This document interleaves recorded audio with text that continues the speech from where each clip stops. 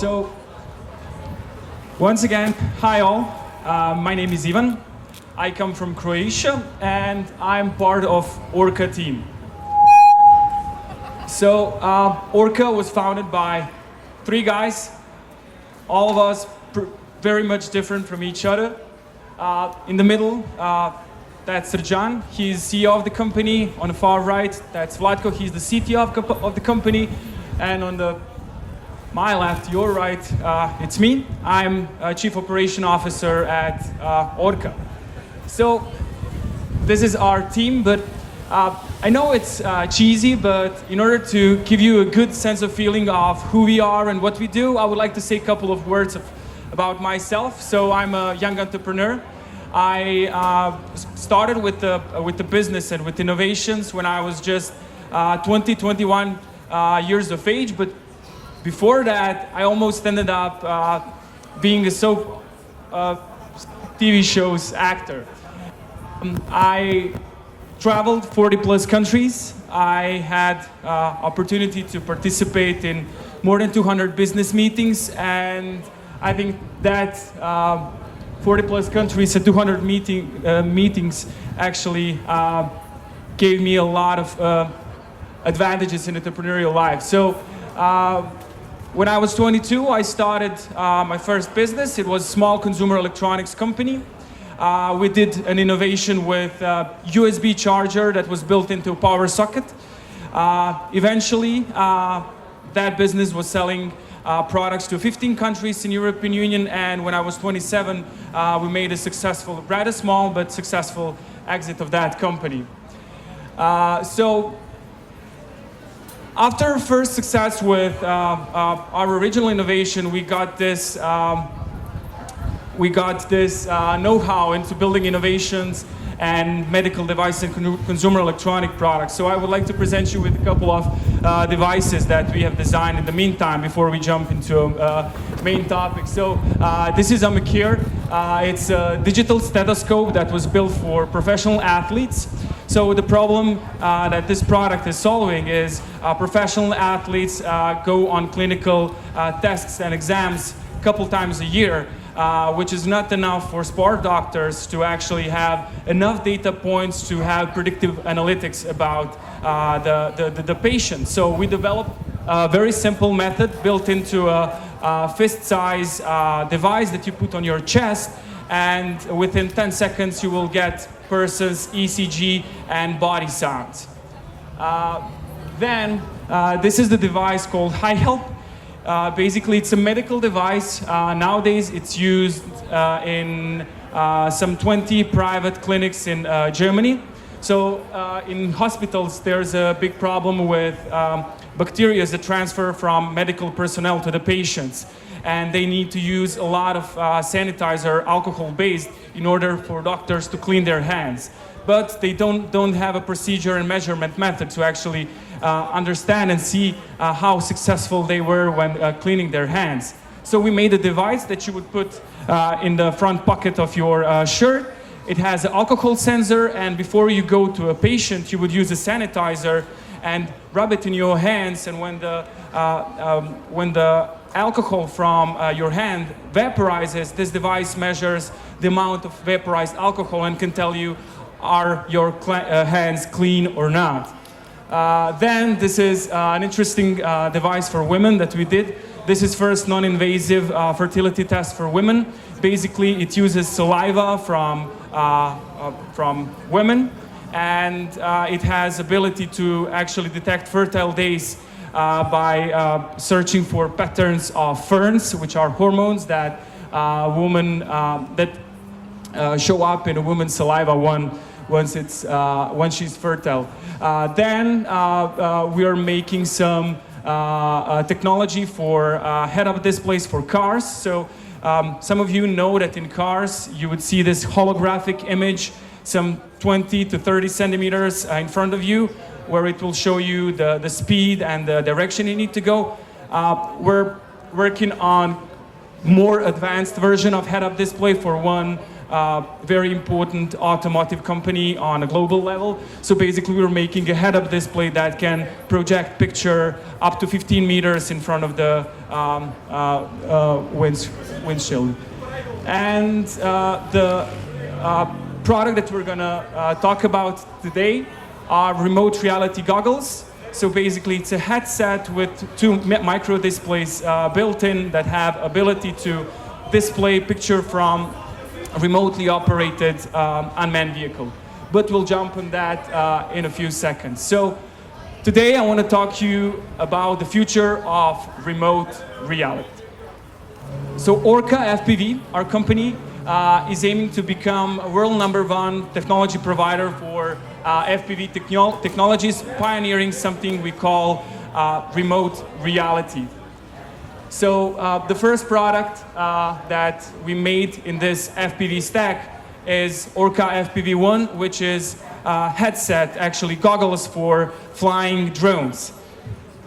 So FPV stands for first person view. First person view is consisted out of 3 blocks. The first one are goggles. Then we have transmission of high definition video signal that has a super low latency. And then on the far end we have a imaging technology stack. So basically we have a camera on remotely operated vehicle, transmission of that high definition video that is displayed into a headsets. So when we talk about FPV, we know 2 different FPV versions. The one that we use now is monitor based. So for example, you have a DJI drone, and in order to fly a drone, you would have a drone with the camera on it, and then you would have either mobile phone or tablet where you would see the picture from that drone. That is monitor-based immersive FPV. But we're pioneering something we call immersive FPV, which actually doesn't use monitor or tablet-based vision solutions. Instead, it uses a headset. So the main difference in between using a mobile phone or tablet compared to using a specialized headset is that with the headset, you get immersed into a cockpit of that drone. And it gives you a feeling of sitting in that unmanned platform, which allows you more efficiency when flying dynamic scenarios and a lot more applications that I'm going to explain in a bit. So this is the simple example of FPV. You would have a small drone. You would put a camera on it. You would use a remote controller to operate it. And then you would use these kind of goggles to actually see the picture from the drone. And this is a very simple example of FPV being used in flying drones for fun. But talking about more serious applications, I would like to explain you how we use remote reality and FPV in different verticals. For example, these 2 guys, they are doing cell tower inspection using drone. So using drones for inspection is way more cheaper than having people climbing over the cell tower and taking pictures and kind of taking samples from that asset.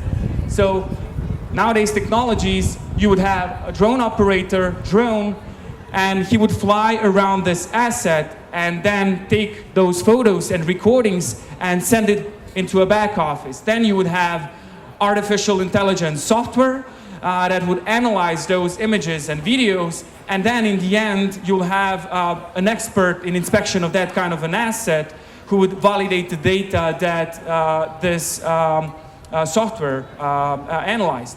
But when you have FPV, then you can have an expert in real time standing right next to an operator. So instead of having these 2 additional steps after inspection, sending it to a back office using AI software, and then in the end using the expert, you would have expert in real time doing the inspection. So FPV, or remote reality, how we call it, is decreasing amount of time and money that's necessary to do inspection by 300 times.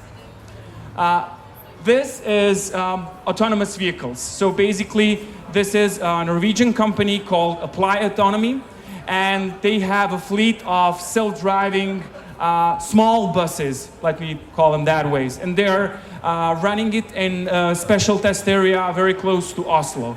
And how they do it is they have a bunch of monitors in this control rooms that they would use to actually see the image from the camera that sits inside of that vehicle. Usually it would be a 360 camera, so you can move around and see the full 360 video. But the 360 video is really irrelevant if you use displays like these ones. You can move your head, but the LCD screen will not move. And it doesn't allow you this immersive experience. But if you put FPV goggles on your head, they give you this immersive experience of actually sitting in a cockpit of that car. And it gives you a perfect solution to do this assisted autonomy. We don't believe that autonomous cars will overcome streets in next 3, 5, or maybe even 10 years. But in the meantime, we're gonna have this hybrid autonomy, where we're gonna have cars and vehicles that are able to do autonomous driving. But still, because of the regulations, we will need to assist that autonomy from control rooms like this one. And using FPV goggles or remote reality goggles for that purpose is much more convenient, and it's cheaper, and it doesn't require this much of equipment. Then, to give another perspective where FPV or remote reality can be used, this is an example of telemedicine. This is actually teleoperated surgery. On right and in the middle, we have this huge robot, and then we have medical assistant that is actually giving feedback information to a person that is remotely located and doing this operation. So you can see how much of equipment this doctor needs in order to see the first-person view image from this operation. With our goggles, he'll be able to put just goggles on, use his joystick to manipulate the robotic arms, and he'll be able to perform operation remotely. And then we're come to use of FPV in defense. So in defense sector, there's a huge trend of not putting a human in front of the bullet first, but rather putting unmanned ground vehicles that actually assist tactical and awareness operation in different combat scenarios. So in order to operate this UGV, you would have an operator that will be located some few hundred meters from this vehicle, which is still super close, and he could get hurt because of just necessity to be close to that vehicle. With FPV goggles, we can have personnel that is remotely located that is able to actually control and see vision from these kind of solutions. And in the end, let's just not stick with those couple of applications that I just explained to you. I think FPV and remote reality is bringing us this unique opportunity to actually have our legs firmly on the ground right here where we are, and then to put goggles and see other spaces and other worlds in real time. A lot of people compare virtual reality and remote reality by mistake just because of the similar form factor of the goggles. Virtual reality is actually allowing you to see spaces that are pre-recorded. You don't see it in real time. You put the game and then you see a pre-recorded content or pre-recorded video. With remote reality, you actually see real-time videos from real locations. And what comes to my mind,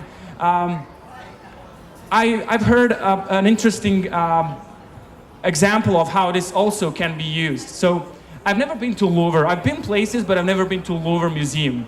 And what if you could put yourself in a first-person remote reality world, and you would have an expert curator who will take you for the ride in the Louvre Museum. Or, I'm not sure, I also never been to Grand Canyon.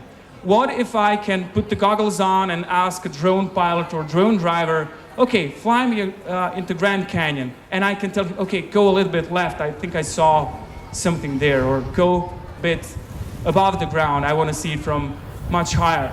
So the applications for remote reality are just endless compared to augmented reality and virtual reality. And we believe that our company is going to be a world #1 when it comes to remote reality technologies. Because remote reality is the closest thing to teleportation we will ever get. Thank you for your time.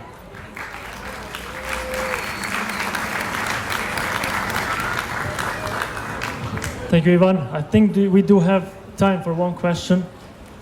If somebody from the audience has a question for Ivan, I want to connect something because you resemble me so much of Edward Snowden. I'm sure I'm not the only one who says this to you.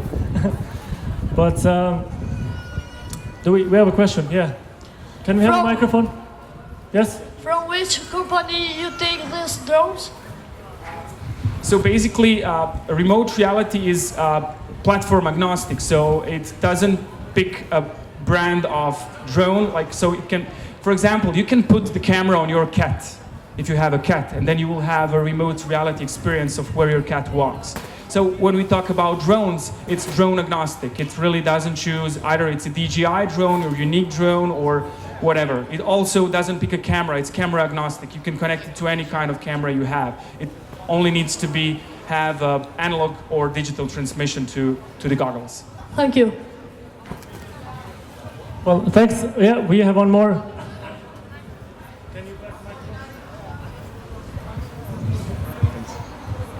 Hi, hello. So I was picturing this reality that you were talking about in the end, where you could visit the Grand Canyon or the Louvre or wherever else in the world, and I immediately thought of like, there's like a couple of people over there, and then there's like 50 drones flying around Grand Canyon because people are experiencing it. And I don't know how personally, I wouldn't perceive that as a reality that is very, like, you know, something that I would dream would happen. Mm-hmm. Because then you're missing out that human connection in terms of like being there with the other people that are there.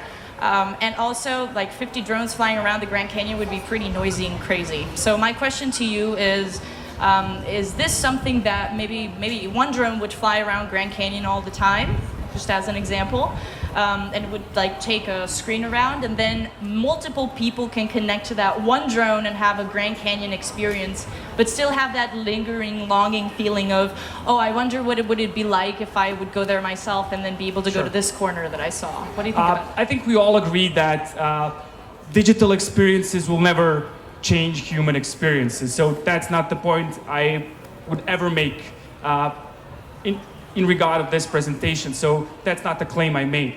On the other hand, flying drones is not regulated by a company that provides a vision system for drones. So drones are regulated depending on a country where you fly.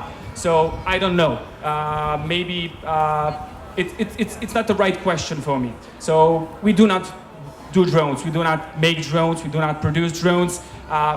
In first application, yes, we connect to drones, but drones is just a small segment of it. And on the other hand, I